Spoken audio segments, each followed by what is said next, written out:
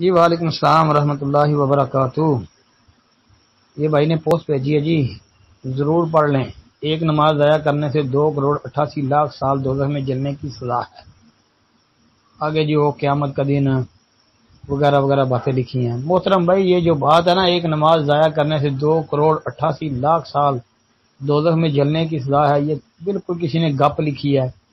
یہ کسی دجال اور کذاب کی بنائی ہوئی پوسٹ ہے، جو اس نے یہ سٹارٹنگ کے اندر ہی اتنا بڑا جھوٹ لکھ دیا۔ اور کہتے ہیں جی مفتی صاحب اس کی کیا حقیقت ہے، بتا دیا بھائی۔ یہ کذاب اور دجال آدمی کی ایک چال ہے، جھوٹ ہے۔ دین اسلام میں ایسی کوئی بات نہیں ہے۔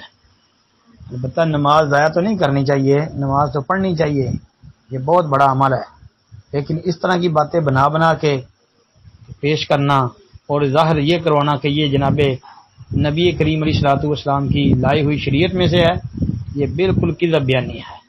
السلام علیکم ورحمۃ اللہ۔